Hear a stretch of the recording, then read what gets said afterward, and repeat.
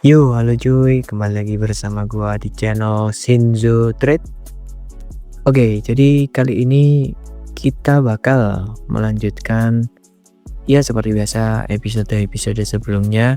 Tapi di sini kita bakal bahas aspek yang banyak sekali dipertanyakan sama teman-teman kita. Di kolom komentar baik di TikTok maupun di YouTube itu banyak banget yang komentar, "Bang, gimana sih cara menentukan POI yang high probability yang sekiranya itu dia bakal ke-respect sama market," gitu. Soalnya mereka itu kayak masih bingung gitu loh, karena kebanyakan POI yang ditandai jadi bingung sendiri mana yang high probability buat diambil sama market.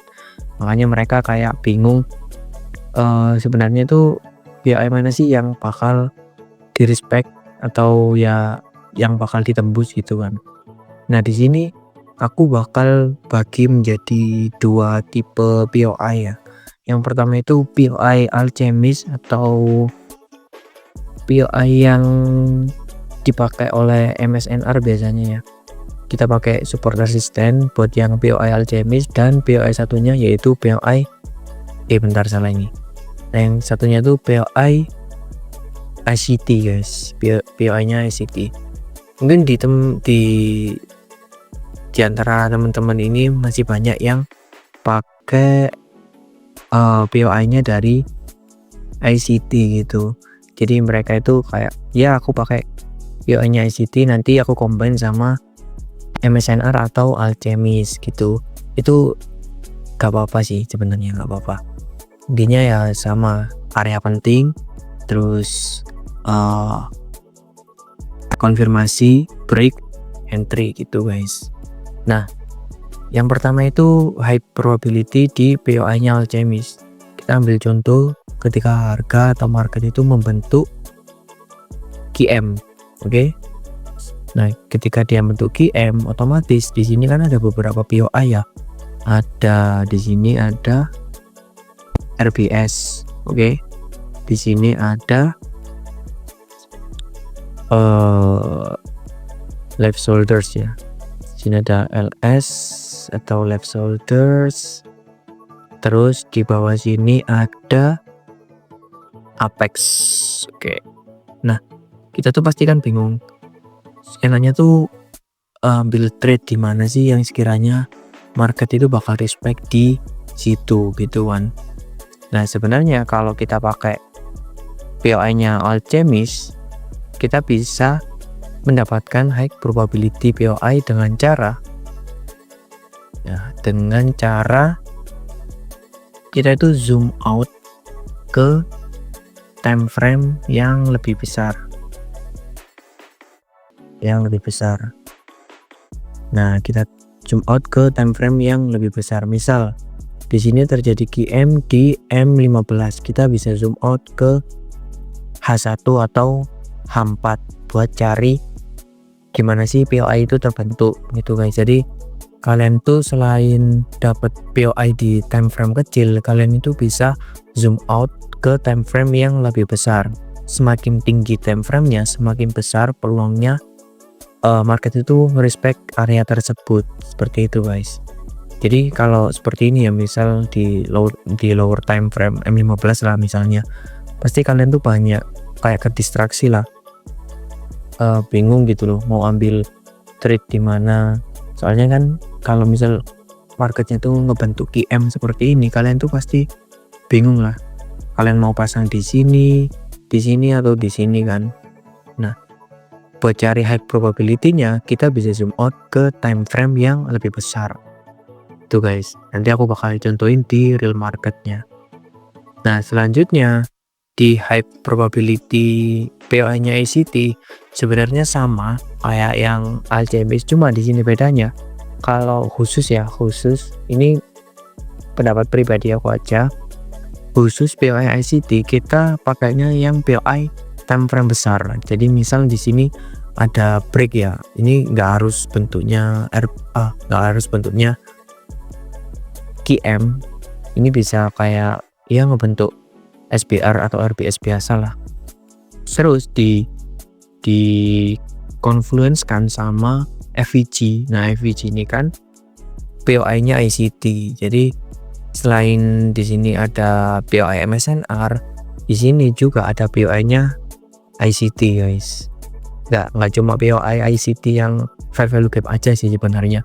Kita juga bisa ambil misal di sini ada order block. Nah, di sini ada order blocknya yang align sama area LS dan lain-lainnya, guys. Jadi kalian nggak harus pakai FVG aja sih. Misal di sini ada order block, kalian bisa pakai, atau kalian mau pakai unicorn model. Nah, misal kayak di sini ada unicorn model atau inversion fair value gap aja, itu bisa.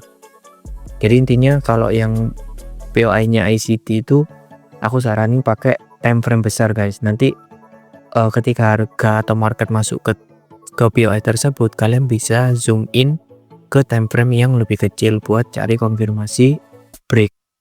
Seperti itu, guys. Jadi bedanya di situ. Oke. Mungkin kita langsung coba di market aja, guys ya.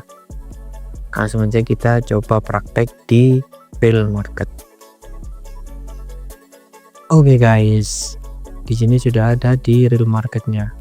Jadi di sini di pair seperti biasa, pair favorit kita di SAUUSD.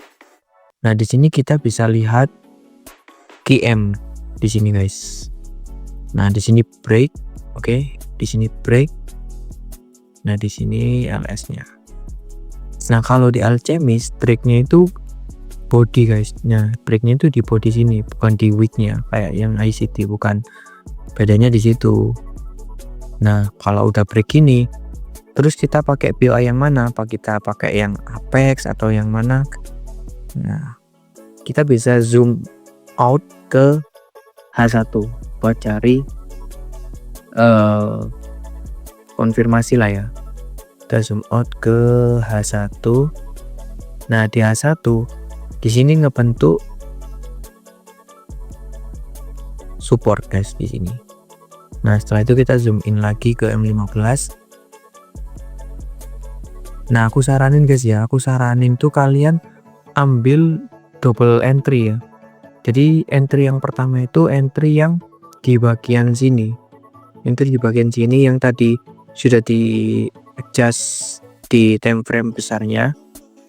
Kemudian entry yang kedua kalian pakai Apex. Kalian pakai Apex-nya M15 tadi. Nah, buat asalnya itu bebas kalian mau taruh mana. Cuma aku saranin di swing low terakhir. Kalau kalian buy ya, taruh sini, guys. Nah, karena apa? Antisipasi kalau market kayak gini. Nah, kalau kalian cuma ambil yang ini ya, cuma ambil yang hasil dari time frame besar tadi, ya emang stop lossnya agak lebar, tapi kalau kalian ngincer risk reward, kalian bakal tetap dapat risk reward yang bagus di sini. Nah, kita target di liquidity di sini. Oke, jadi kalian tuh nggak harus melulu pakai stop loss yang sekecil-kecilnya gitu, guys. Karena nggak menutup kemungkinan market itu bakal bergerak lebih dalam lagi untuk mengambil area yang sebelumnya belum terambil. Misal di sini ada Apex kan. Nah, ternyata Apex di sini tuh strong. Oke. Apex di sini tuh strong ternyata. Jadi dia ngambil Apex dulu sebelum dia terbang. Makanya aku biasanya tuh pakai metode double entry ya. Jadi entry yang pertama itu pakai dari POI dari high time frame-nya. Kemudian di entry yang kedua aku pakai Apex, guys. Jadi bisa dapat RR yang bagus lah. Nah, dari entry-nya Apex saja di sini udah dapat berapa R nih, guys. Kalau full TP di sini ya dapat 10R sama 4R, sekitar 14R lah. Itu kalau yang POI Alchemist ya. Jadi dari time frame kecil ada break atau ada QM, kemudian kalian zoom out ke H1 atau H4 buat di refine atau disesuaikan lah, dicari POI yang sejalur atau align dengan POI di lower time frame-nya guys, gitu. Itu untuk yang POI alchemis. Kemudian kita akan lanjut untuk yang POI ICT.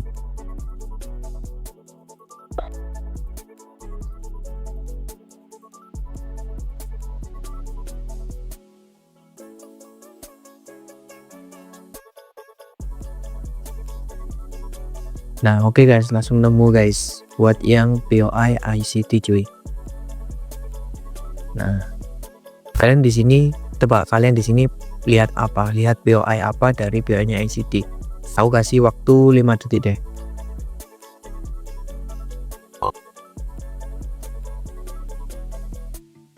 Oke, semoga kalian nangkep ya.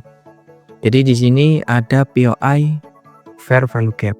Ini udah jelas banget ada fair value gap di sini. Kemudian di sini juga ada. Nah, di sini ada RBS guys. Di sini ada RBS. Terus kalau kalian itu agresif entry, kalian tuh pasti bakal ngambil di sini. Soalnya apa? Soalnya di sini tuh udah ada POI-nya ICT, yang mana kemungkinan besar dia bakal di respect oleh market. Jadi kalian tuh punya dua konfirmasi atau dua confluence tambahan buat kalian tuh confidence ambil entry guys. Nah di sini pakai time frame 4 jam ya. Oke, di sini time frame 4 jam dan lihat market tap di bagian RBS-nya, kemudian dia langsung naik. Bam. Nah kalau kalian cari konfirmasi di lower time frame, kalian bisa turunin time frame-nya guys. Kalian bisa turunin time frame-nya buat nyari konfirmasi entry cuy. Nah fun fact-nya itu kalau kalian pakai POI ICT ini ya, itu di lower time frame-nya itu jarang banget dapat dapat konfirmasi lah. Nah biasanya itu market langsung ke bawah kayak gini, nah dia itu langsung terbang tanpa ada formasi QM atau yang lainnya. Di sini kalau kalian tetap kokoh pakai konfirmasi, kalian bisa pakai yang di sini sih. Nah di sini kan aslinya kan breaknya. Nah di sini breaknya. Ya tetap kita dapat entry sih, tetap kalian bisa taruh SI di sini mungkin, atau di sini bisa. Itu pun udah dapat 4R, dapat space. Nah gitu. Mungkin kalau di lower time frame-nya aku saranin buat itu aja sih, kayak readjust di POI yang high time frame-nya tadi. Jadi mungkin bisa di sini ya. Ini ada area support di M5 yang mana itu dia deket sama POI-nya H4 tadi kan. Nah, di sini langsung zero float. Cuma emang itu kayak nangkep pisau yang jatuh sih sebenarnya, guys. Cuma kalau kalian bisa dapet di sini dengan stop loss-nya di sini, kalian bakal dapat RR yang jauh lebih menguntungkan, guys. Ya, emang kayak gitu sih, kayak semua itu pasti ada resikonya, guys. Semua pasti ada konsekuensinya. Tergantung kalian mau ambil konsekuensi yang mana, itu terserah kalian. Di sini aku cuma ngajarin apa yang aku pahamin dari metode ini. Seperti itu, guys. Mungkin itu saja ya materi kita pada video kali ini. Mungkin kalau ada saran atau mungkin ada pembahasan yang ingin dibahas untuk next video, kalian bisa komen di kolom komentar, guys. Oke, mungkin itu saja. Sekian, see you in the next video, guys.